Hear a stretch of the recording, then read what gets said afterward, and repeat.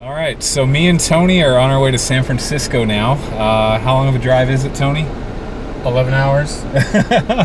So we're leaving a little late. He got caught up at work.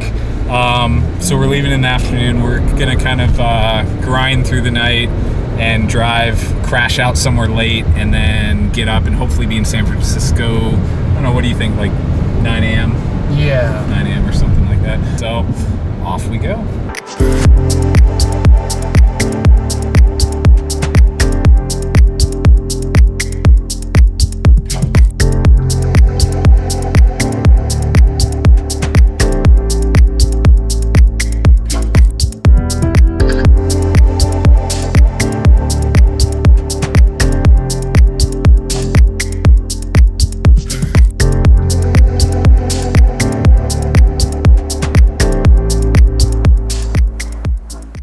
After driving over the gorgeous Bay Bridge, we made our way through light traffic and down towards Fisherman's Wharf.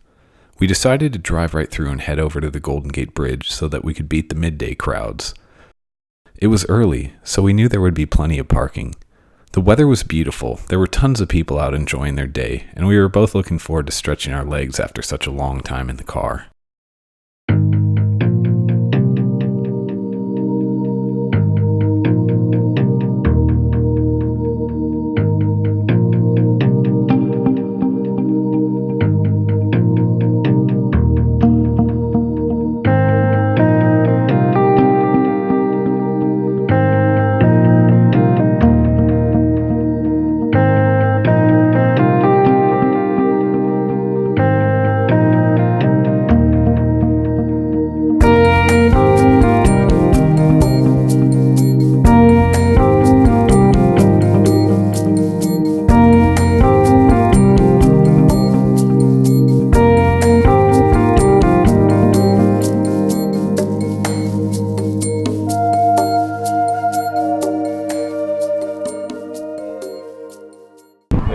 Busy Saturday on the Golden Gate Bridge. So we just drove over the bridge, and where are we at? What is this place called? This is I think Sausalito's on this side. Sausalito. So we're on the Sausalito side of the Golden Gate Bridge, and absolutely gorgeous today. Beautiful weather. Yeah. Right behind me is Alcatraz. Right over there, that little rock there. We were going to go do that, but the tour sold out. They usually sell out way in advance, so our San Francisco trip was kind of a last-minute thing. All right, we are just starting our walk on the Golden Gate Bridge.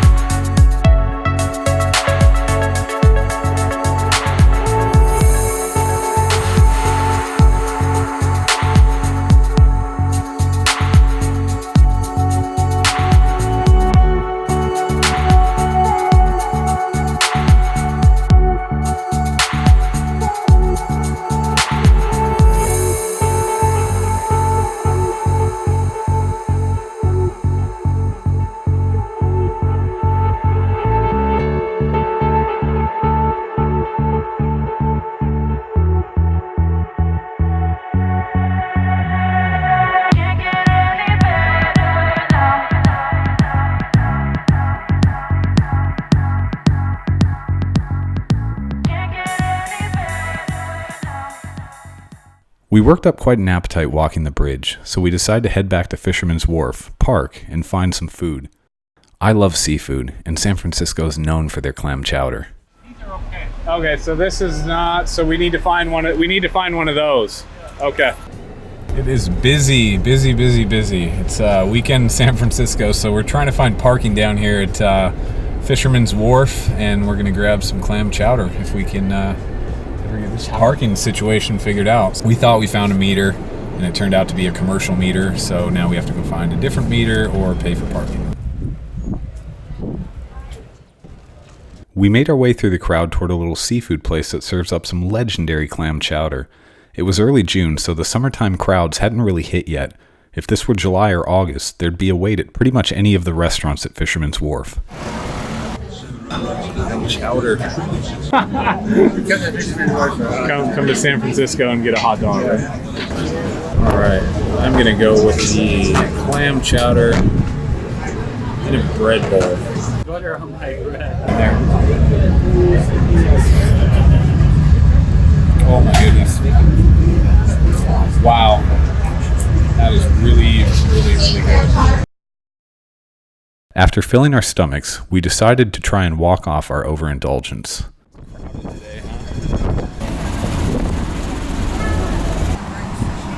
Damn, right there. He loves it.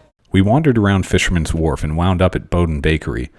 Established in 1849, it's San Francisco's oldest continuously operating business. Known for their sourdough and their rich history, they attract visitors worldwide. We saw a giant sourdough alligator in the window display, which looked pretty intricately engineered.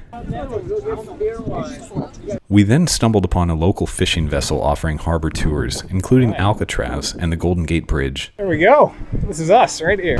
I worked on a local fishing boat in Alaska when I was a teenager. Experience taught me sitting on the bow would get us a little wet. I just didn't realize quite how much.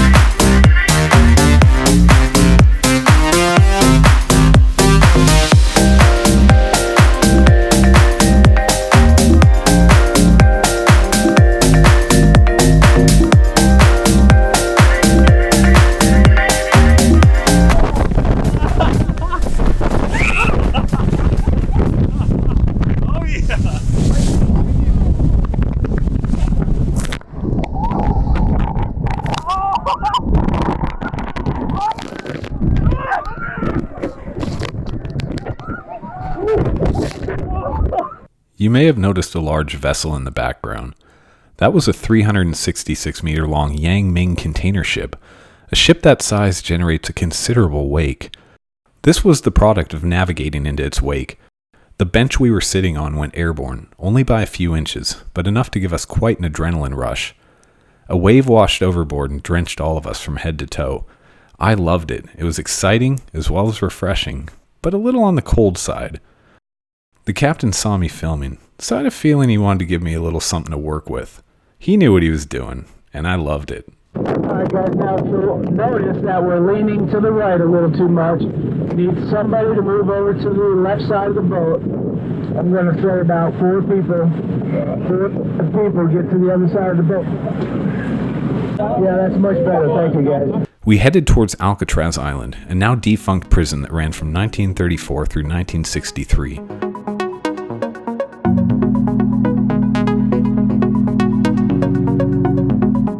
Located 1.25 miles offshore from San Francisco, in the middle of freezing waters with tremendous currents, it was the perfect facility to discourage escape attempts by its many notorious inmates.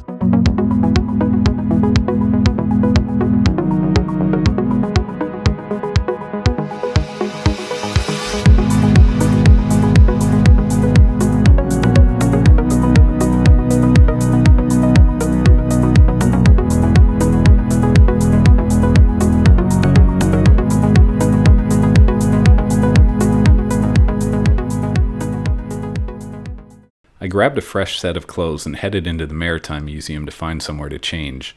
The cold salt water didn't feel too great, so I was anxious to get out of my soaked clothes.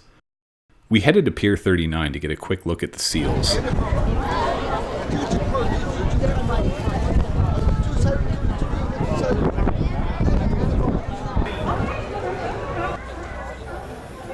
It was pretty crowded, so we didn't stay long. Feeling much warmer, we left Fisherman's Wharf in search of Coit Tower, a beautiful piece of architecture that draws visitors worldwide. More on that in a minute. Meanwhile, on the way there, Tony had, let's just say, an epic driving fail. All right, so we're at Coit Tower, fresh off of Tony curbing the wheels on our rental car. Lovely. Completed in 1933, Coit Tower sits atop Telegraph Hill and is an icon in the San Francisco skyline. The tower is named after Lily Hitchcock Coit, a wealthy woman who was a big supporter of San Francisco's firefighters. When Coit died in 1929, she left a substantial sum of money to the city, allocated for the purpose of, in her words, adding to the beauty of the city I have always loved. Her monetary gift was used to build both Coit Tower and a monument to her beloved firefighters, which is located in Washington Square. Tony's picking fruit. Next, we headed to San Francisco's most famous windy road. All right, we are at Lombard Street, waiting to go. It is way more touristy than I thought it was. It's like tourist central. So yeah, like we. Okay, I think here we go. Maybe.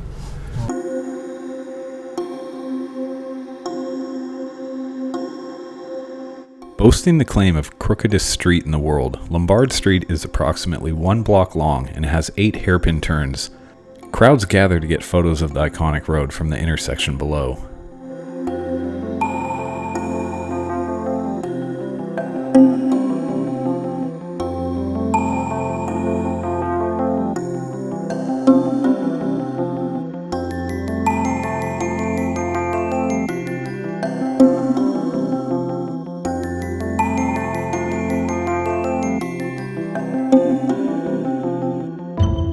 There's a Like whole you bunch see of right people there, at the yeah. bottom. Like they're like, wow.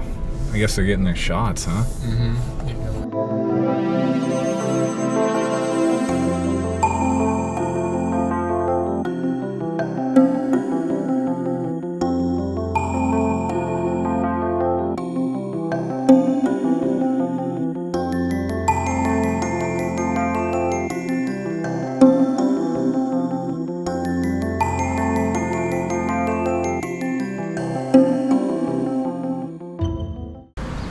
Next, we headed to Chinatown in search of the famous Golden Gate Fortune Cookie Factory.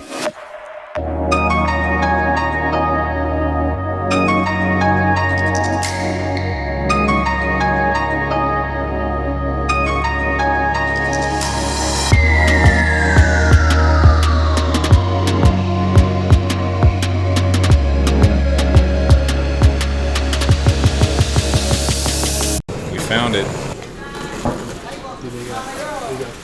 Since 1962, the Golden Gate Fortune Cookie Company has been making each one of their world-famous fortune cookies by hand. You gonna get one? They sell all sorts of fortune cookies, as well as baked fortune cookie discs that probably didn't make the cut shape-wise to become a fortune cookie. Look at those huge ones right there, Tony. Those are pretty good, huh? Yeah. Tony and I stocked up for the drive back. The last stop before heading home was Ghirardelli Square.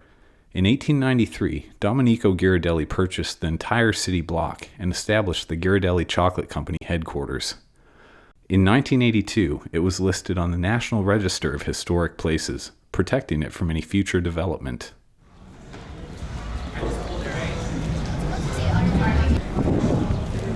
All right, let's go buy some chocolate. Here we go. Tony and I both love chocolate, so this was a must-do. We are both endurance athletes as well, so we can get away with eating more than our fair share of chocolate every now and then. I became friends with Tony years ago when we raced a triathlon. I went there expecting to get an overall win, and in the end, some guy much older than me beat me and won overall, leaving me with a second place medal. That guy was Tony, and we've been friends ever since.